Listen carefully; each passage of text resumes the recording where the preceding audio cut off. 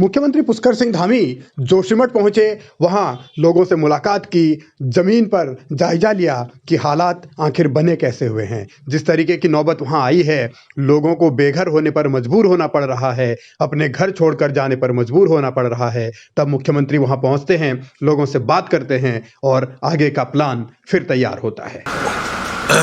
जोशीमठ में जो लोगों से मैं वहाँ मिला हूँ, वहाँ पर हमारे जो विभिन्न सामाजिक संगठनों के लोग थे, राजनीतिक दलों के लोग थे, सभी ने जो सुझाव दिए हैं जो आपदा के समय में हम सबको करना चाहिए, उसके बारे में यहाँ पर हम लोगों ने एक समीक्षा करी है और सभी को हमने कहा एकदम स्ट्रिक्ट आदेश सबको दिए हैं कि जान माल की किसी भी कीमत पर हानि नहीं होनी चाहिए।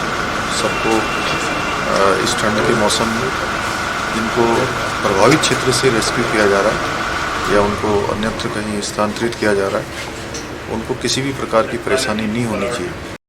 लोगों की जिंदगी खतरे में न पड़े, ये कोशिश, ये प्राथमिकता होनी भी चाहिए और संभवतः वो किया जा रहा है। कोशिश यही है कि किसी तरीके से लोगों को राहत दी जाए। जिनके घर रहने लायक नहीं हैं, उन्हें राहत कैंपों में बसाया जाए या रखा जाए, वैकल्पिक तौर पर रखा जाए। और इसके बाद सरकार लगातार मॉनिटरिंग के लिए भी रणनीति बना चुकी है।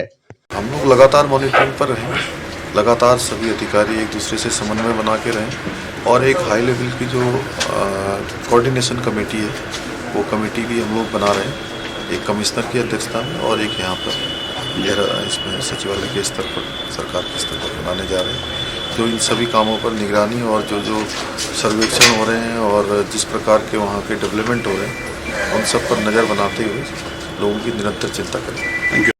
किसी भी राज्य में वहाँ के लोगों को अगर कोई भी परेशानी होती है तो उसकी जिम्मेदारी सरकार की ही होती है, यानी सरकार को हर जिम्मेदारी निभानी ही पड़ती है। तो ऐसे में अब सवाल ये है कि क्या जोशीमठ के मामले में जिस तरीके के हालात, जिस तरीके की परेशानियां बनी हैं, उसको दूर करने में सरकार ने देर कर दी, बहुत देर कर दी।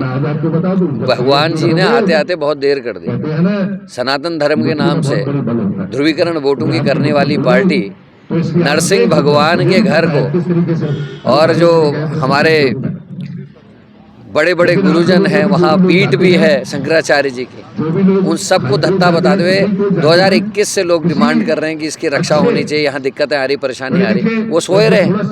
18 दिन से ज़्यादा समय हो गया लोगों को मसाल जुलूस करते हुए, धरने प्रदर्शन करते हुए, मकान टूट गए हैं, वो सोए रहे। वहाँ के तत्कालीन विधायक और जो वर्तमान में बीजेपी के अध्यक्ष हैं, 2021 से डिमांड हो रही थी, तो वो विधायक थे, सरकार इनकी थी, सोए रहे, कोई ट्रीटमेंट प्लान नहीं।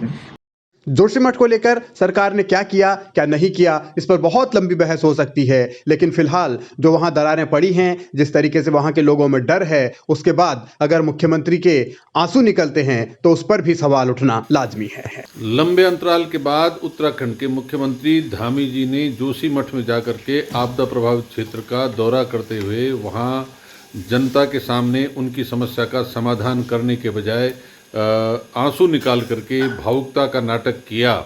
माननीय मुख्यमंत्री जी, आपको लोगों की परेशानियों का निदान करने की जिम्मेदारी सौंपी गई है। आप आपदा पीड़ित क्षेत्र में जाकर अगर पीड़ितों के सामने आंसू निकालकर उनकी सिंपैथी हासिल करने की कोशिश करोगे तो ये आपका काम नहीं। आपका काम लोगों के आंसू पोंछना है, आंसू निकालना नहीं।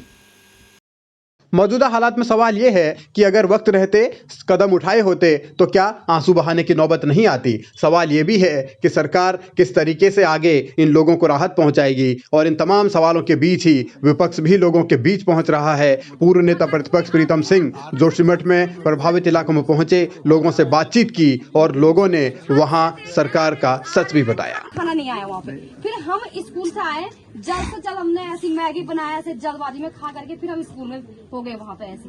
फिर चैनल वाले भी आए हैं, बोल रहे हैं, पूछ रहे हैं, हमने सबको बोला भाई हमको बोला गया है कि खाना है, कहाँ है खाना।